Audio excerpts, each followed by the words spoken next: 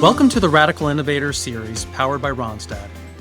In each episode, we will bring to you bold and insightful conversations with top HR leaders from major global organizations to inspire the talent leaders of tomorrow.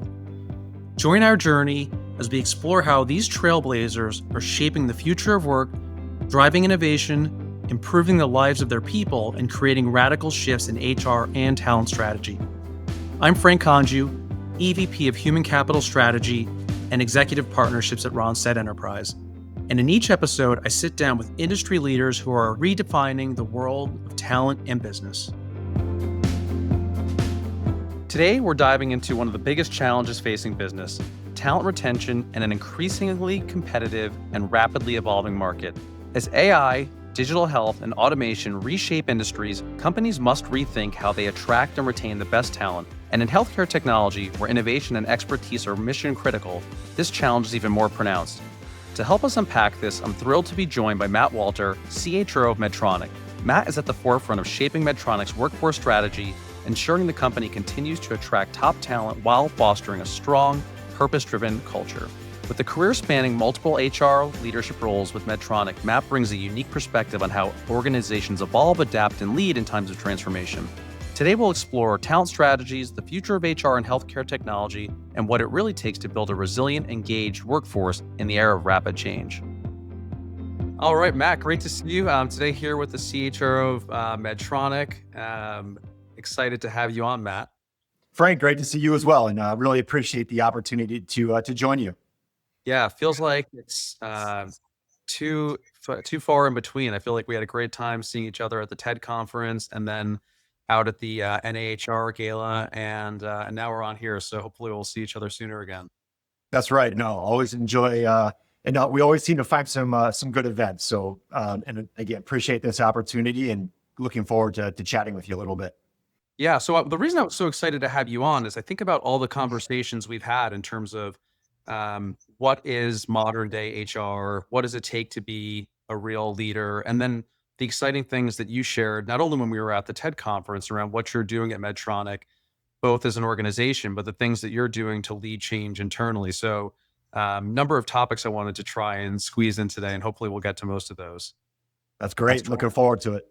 Before we really jump in, though, I think part of what the audience loves to get to hear is a bit of the personal story. And if I think about, you've been in HR for a while, and you've had an impressive career as an HR leader, but it's easy sometimes for us to take a look at your LinkedIn background and see the milestones. What is it, if you highlight a couple of things, what did it take you to get into the seat now?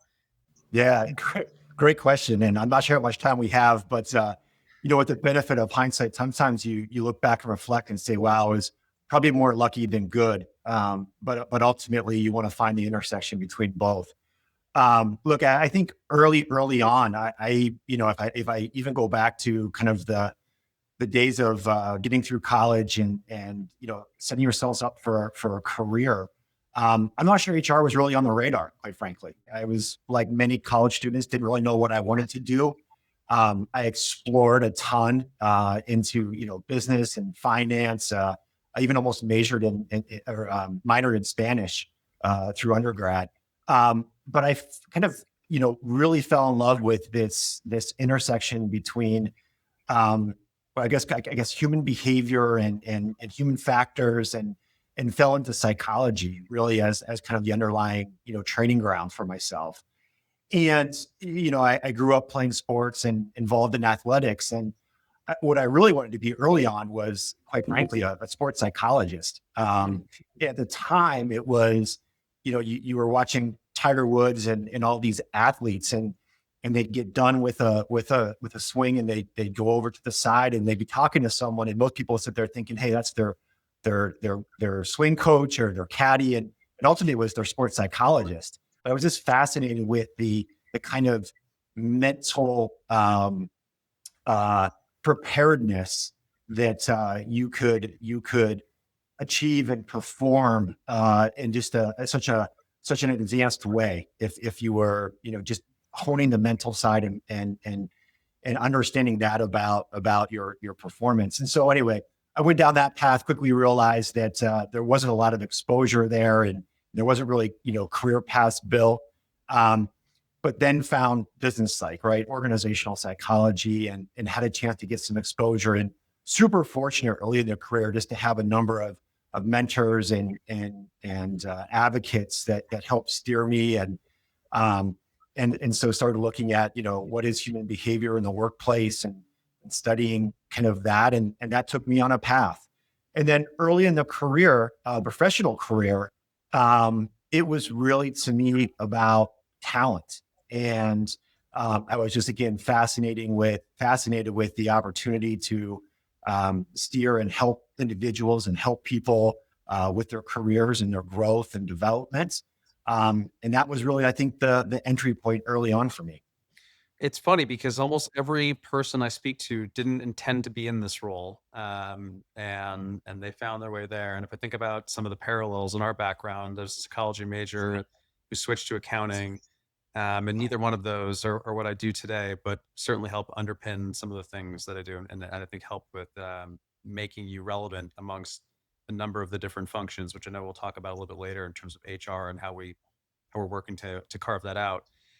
Love to hear what your thoughts are on how people need to be thinking about things differently to progress, whether it's doesn't necessarily need to be into the seat that you're in, but as they want to evolve their own career. What are some of the real specific best practices or actions that you suggest people listening to this should take? Yeah, great question. I think, everyone really should start with the end in mind, right? And kind of have an aspiration or a goal that they're always kind of developing towards, and always have that in mind. And it can be, two or three steps ahead of where they are today. And I also think at the same time, if you strip it all down for me, it a lot of times comes down to good judgment, decision making, and behaviors. And a big part of that, especially in the good judgment decision making category, is about having a diverse perspective on things. I had the fortune throughout my career to really think about how do you get differentiated experiences that then build that diverse perspective, right? And diverse perspective is about seeing through things through different lenses, being able to walk in different shoes, and gaining context, right? I mean, in the HR space, there's 100 different ways you can do performance management, as we all know. We tend to go in cycles, but it's about organizational context and business context, and what matters and what's going to be the best solution in the moment for what you're trying to solve. And I think as you look through your career and think about the choices that you have in front of you, in order to get that diverse perspective, you got to be willing to take some risk along the way.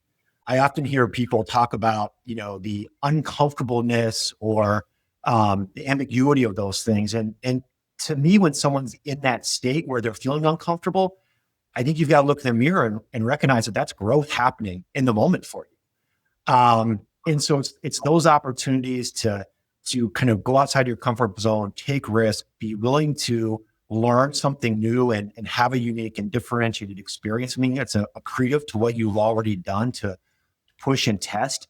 But again, with the understanding and foundation of getting that diverse perspective on things, and that makes you, again, have better judgment, have ability to make different decisions. I go back, people often say, hey, given where you are today, what did you learn through school? How do you pull that through? And especially grad school. And I'm like, look, the technical depth is probably long gone, but I think the day for me was all about the scientific method, and being able to be clinical in my assessment and ask the right questions and hypothesize and test and retest, synthesize all that information, and ultimately, come to a conclusion on something. And I think everyone can benefit through that. And how do you architect that throughout your career? I think that is something everyone should be thinking about as they have those choices in their career journey. Yeah, I think it's risk taking is something I've heard from a number of CHROs. It's a challenge. Many individuals are risk adverse because I think it's and I don't chalk it up to being complacent. I think it's this element of knowing that there is potentially more upside in taking those risks and having the willingness to take a shot at it. That's right. Absolutely. Given all the what you see, particularly around talent acquisition and retention in such a competitive space that you're in with healthcare technology sector, with the prominence of AI coming out, we just talked a lot about this at the TED conference, how AI is disrupting talent acquisition, particularly in your industry. How are you adapting your talent strategy where you're accessing sort of the widest range of skills, but also with the broadest set of perspectives possible to make sure you're getting the right talent in? Yeah, that's a big question. And, you really need to deploy multiple strategies because of how fast and how dynamic the talent market is. And just, it starts, for us around having a broader and more global perspective, right? So I think one of the biggest opportunities is also one of the biggest challenges, right? So as you see companies and, Medtronic's no different, where if you look back over our 75-year history, we've been predominantly a hardware company, right? We've manufactured medical devices.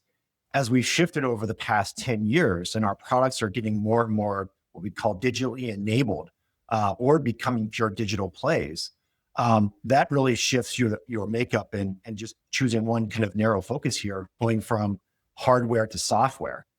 And so, where we used to compete for talent just against maybe other hardware, you know, uh, hardware companies, everybody needs software, right? Regardless of your industry or really what your business is in. And so now all of a sudden you're competing against everybody.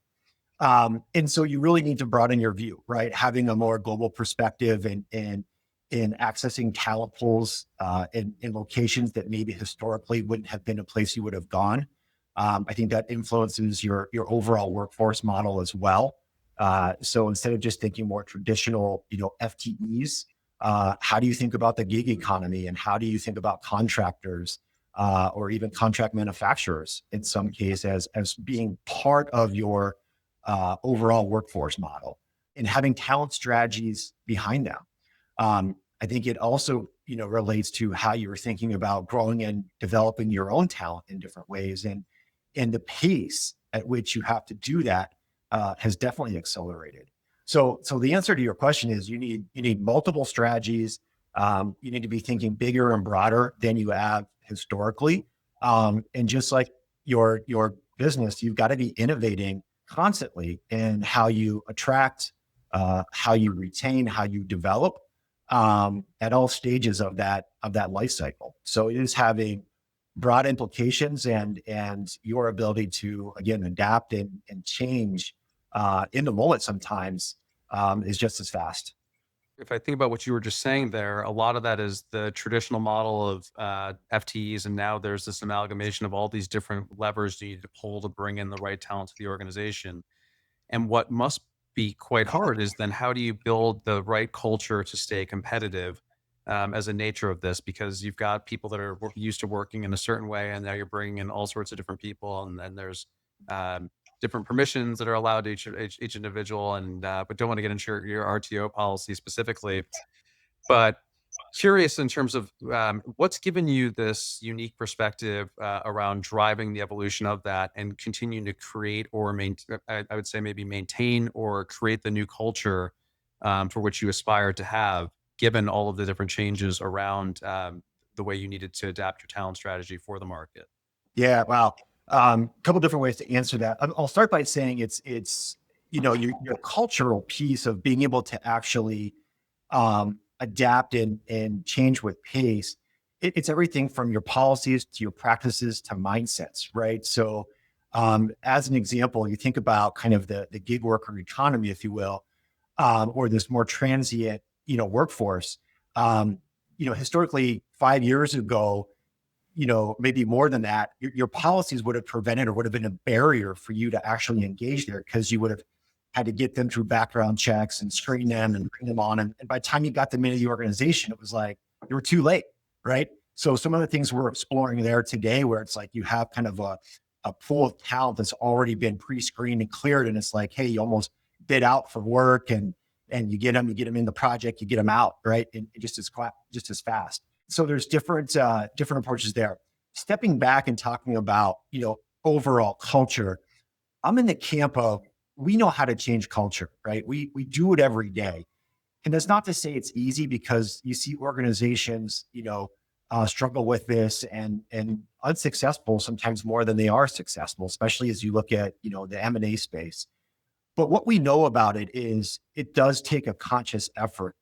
And I think where I see teams or organizations not be successful is when they're not able to really pull the thread all the way through. So typically we see a really good job with defining the vision, defining the end state of what you want your culture to be. We take the next step and we define the behaviors and the new expectations that we would want to see to actually drive that culture. Um, what we don't do well is go all the way back to the beginning of alignment choices.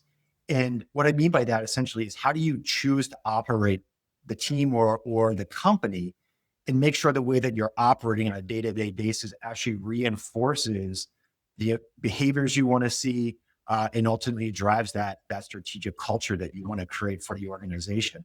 I think a great example of this, just to bring it to life that we all know about is Amazon's two pizza rule, right? Um, you know, that rule was created or why that was brought to life for them was really around a culture of efficiency, speed to decision making, and to be able to keep up and move with pace, right? It was to keep the group small and the decision making intimate.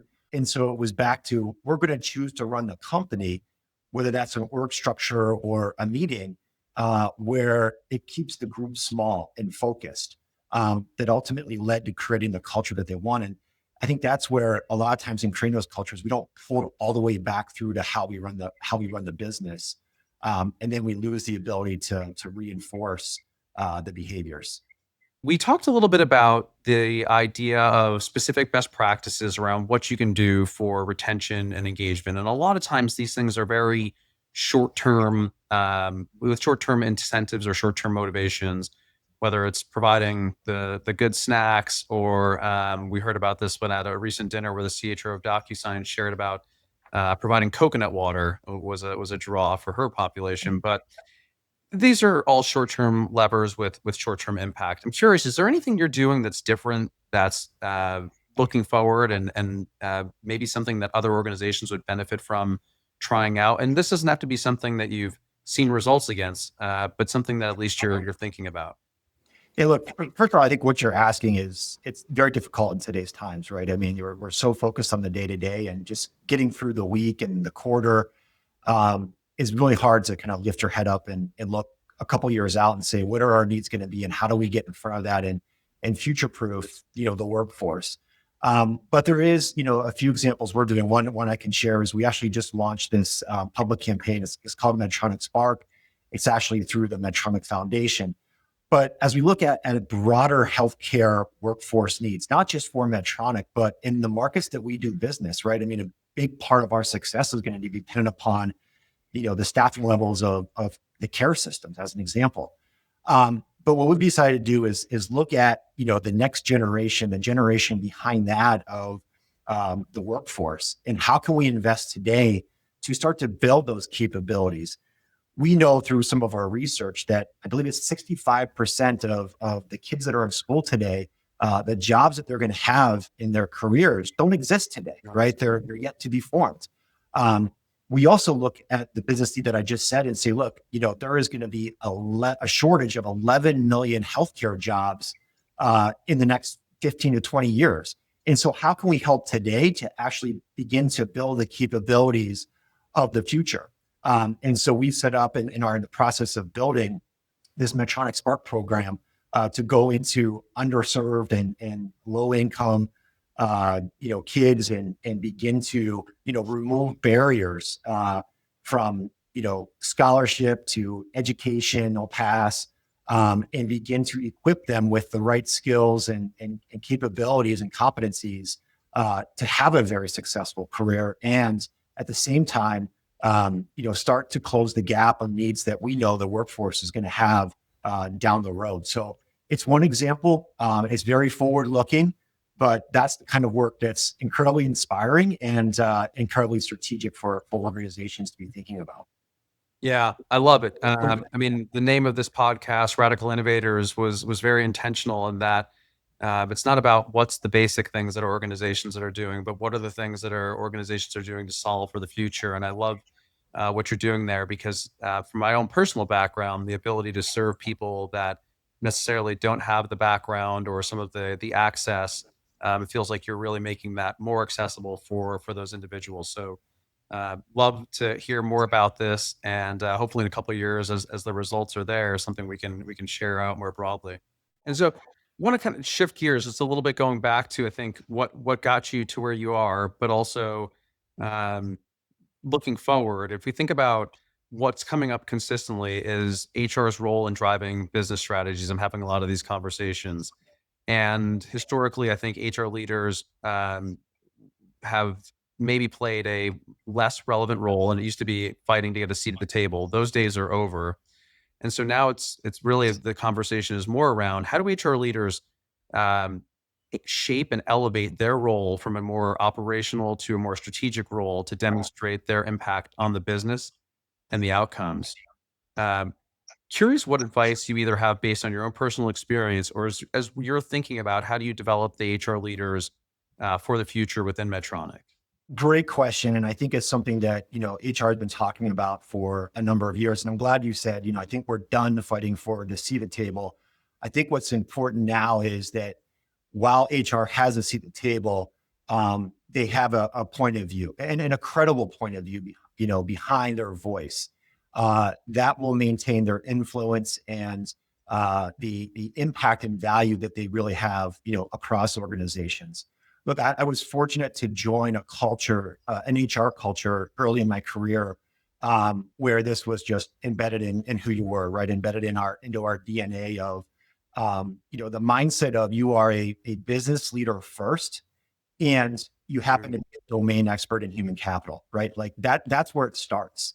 And there's a constant way and a curiosity that you have to sustain that mindset throughout your career, to be successful and to be able to again realize what you kind of just the question you just asked there.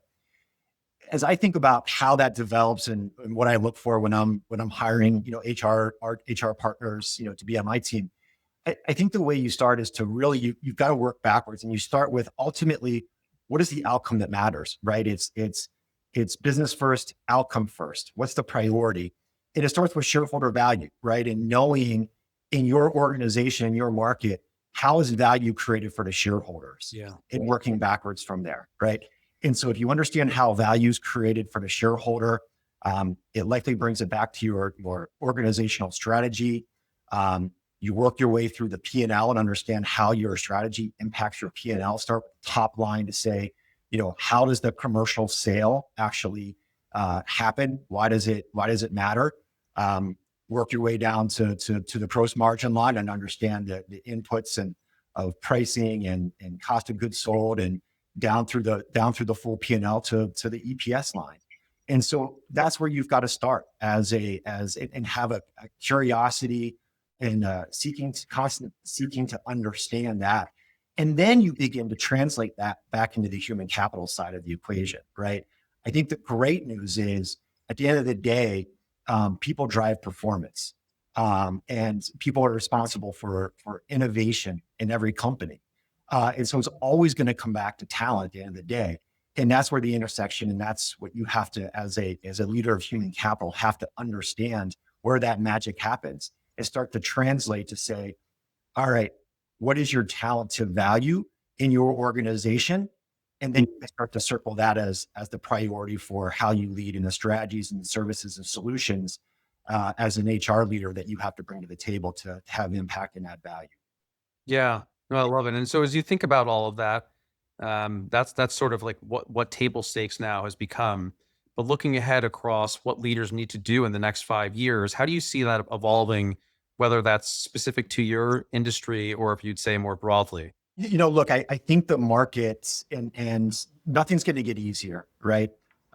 So I think, you've got to have a set of principles around things like speed is going to matter. Sometimes probably speed over quality.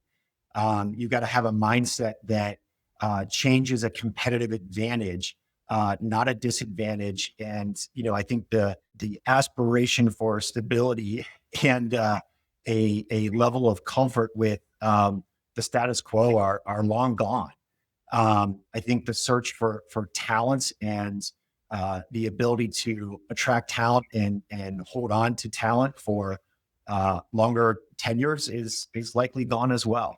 So I think there's this kind of changing nature of work, and how do leaders think about almost readying the organization and the workforce, for the future. And as I look across my organization, probably fair to say both within HR and broader leaders, they're probably not spending enough time on that. They're too focused on the short term, which is also very fair right now as a priority. Um, but I think it's the very few are actually able to kind of pull up and look and say, how do I prepare for 2 years from now, 5 years from now, for what my workforce is going to need to be to still be thriving as an organization and really do that long-term planning. Yeah, I mean, I love what you said there, right? In terms of, I think about in my own family, my grandfather worked for the same company for 40 years. My father-in-law worked for Morgan Stanley for 50 years. Those days are gone, but well, maybe they seem to be. What are you thinking about? Like, what is Medtronic's strategy around or approach to talent retention, both through how do we keep the people that are most critical for us growing our business? And what are some of the specific levers you'd share that you'd say are working really well to engage those individuals? To re-clarify, I think, the mix is going to be different. It's different now than it was 10 years ago, and certainly different now than it was 20 years ago in terms of those that have kind of a long-term career in one organization versus those that are looking for an experience, and a opportunity to move on and continue to develop in a different experience, right? Or have multiple experiences at the same time. So I think there is just an understanding of the overall mix is different. It's going to continue to shift and ebb and flow too. I think you have to, as an organization, to take advantage of that, you do have to shift kind of your practices and your policies in a lot of cases, to be able to adjust and take advantage of that, and just recognize that in your workforce models, you need to create space for both. And there's an advantage for organizations in that as well, in terms of being able to access, the best talent and different talent pools at different states or different cycles in the business that you need. Internally, I'd say it is about creating a, employee rich environment, one that they value, thinking about the employee experience from end to end. The one vision that I have that I often use with my team is like, we want to be the place that people can do their greatest work and live their greatest, best lives at the same time. And how do we make that true? What's important to the business to drive performance, and what's important to the employee to thrive as a human being and as an individual. So a lot of the programs we're shaping and really looking at what are the barriers to that and how do we remove them. So everything from looking at skills based hiring to Mhm. removing barriers around degrees, to helping people develop and removing tuition barriers as an example, to whether it's for certification or for degrees. How do we think about overall well-being? We continue to innovate on our kind of overall health and wellness platforms and try new innovations that are coming out. So I think there's just a constant iteration of and curation of your practices, your benefits that really create again a rich environment that people want to be part of, and that when they do join, they want to stay. Yeah, curious if there's any other levers you'd mention. I mean, you mentioned a few in there that are great in terms of the focus on mental well-being and resilience. And I'm sure there's some component, given the nature of the business that you're in, around physical wellness, and then I'm sure there's a financial wellness component. Any other levers you'd say like that stick out, and things that you're proud of that the organization is doing, and you think others maybe aren't doing enough of yet? We have an inherent advantage in being in a mission driven, purpose driven environment. It's probably, our number one kind of cultural thread that we weave throughout the organization. It is very powerful. And I think, regardless of what company I've been in and probably what, organizational health survey, people want to feel purpose in their jobs. Mhm. And so for us, it's something that, being in that mission driven environment, that you're able to anchor back to, and really give people, I think, a more meaningful experience and understanding of, the impact they have and how they contribute and how that ladders up to the overall, mission of the organization. So I think all of us strive for greater purpose in life and work and family. And so that it is something that we, leverage and tie back to and anchor on, that I do think helps really, sustain the loyalty and the commitment, to the organization over time. So this is a little bit of a shift, but if you think about some of the things, and of course we're recording this at a time where this could shift next week. But as you're meeting with your CEO and you're meeting with your colleagues on the leadership team, what are some of the key things that are keeping you up at night that likely are keeping up other CHROs? What are some of those big pressing issues? I think right now it is about just, the overall environment that all organizations are operating in right now around the world, the uncertainty, the lack of clarity, and ultimately it comes down to, the business performance and how we're going to navigate that and what we have to do to put ourselves in a position of strength to navigate until we get, more clarity and some stabilization. And that feeds all the way through to, our employees and our talents. The labor markets, around the world have been extremely dynamic over the past few years. And, part of our job in HR is to make sure that our roles are filled with the right talent at the right time. And so all those dynamics are at play, and that's the constant topic of conversation, likely in boardrooms and executive rooms around the world right now. Yeah, I think that's the nature of today's world, right? A lot of these things that we used to think about 3 and 5 years out, some of these are so hard to plan for. And so I might ask you that question the next time we catch up and get a totally different answer.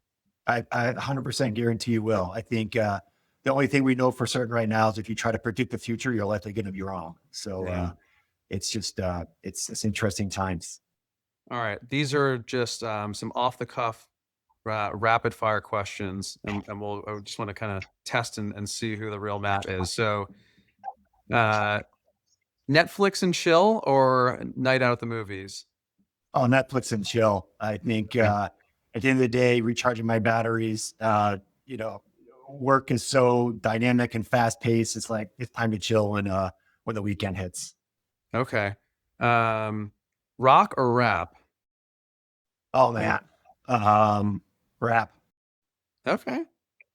Um, Now I have to ask if you were to name a top or maybe a top two. Top Who's two in artists. your playlist? Yeah, who's in your playlist? Oh man, my playlist is it's very broad, Okay. and I would say it's not like it's more like genre specific and depending on my activity. And the reason why I answered rap is when I'm working out or Yeah. trying to get some energy after a long day. That's what works for me, and so it's more about the I guess the genre and than it is any particular artist, but. Um, the go-tos are probably the '90s rap. All right, we'll definitely connect offline on that because I'm sure we share a ton there. Beach vacation, ski vacation. These are tough questions. I'm gonna say ski vacation.